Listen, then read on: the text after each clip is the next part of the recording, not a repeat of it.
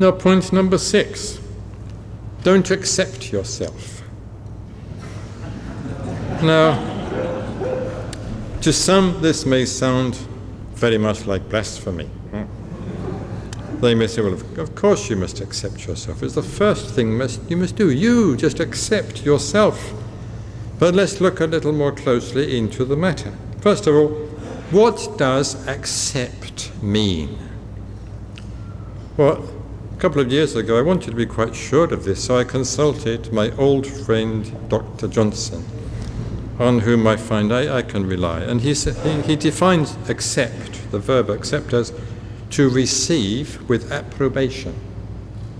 Approbation meaning, of course, approval. So receive with approbation, to receive with approval. But surely there's much in ourselves of which we don't approve, of which perhaps we strongly disapprove. So we should not receive that. We should not want to retain that. We should not want to hang on to that. We should rather want to reject that.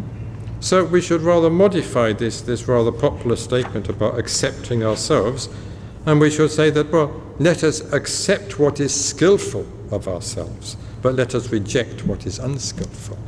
There's no spiritual development without that. There's no, well, this is a form, we may say, even of renunciation. So I know I'm being in some ways a little bit provocative, but consider the truth, as it were, in the provocation.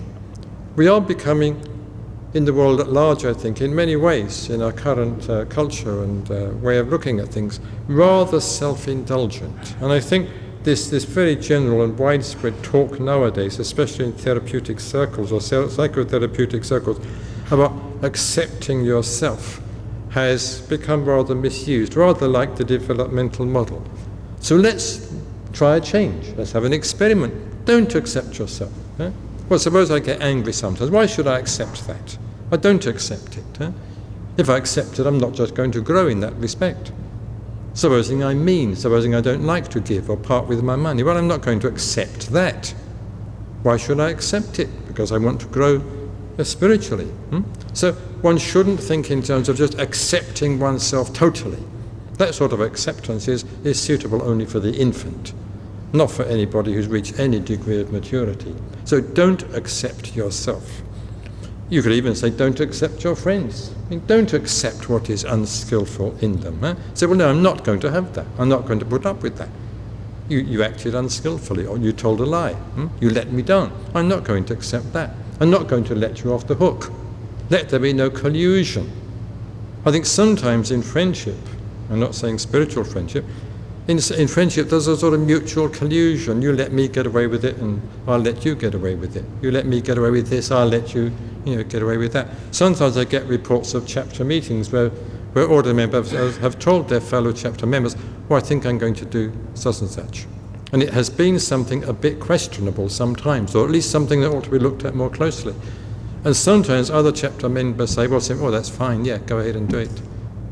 This doesn't always happen by any means. I mean, in some chapters, at least on some occasions, there's a rigorous examination of what that person proposes to do, but not always.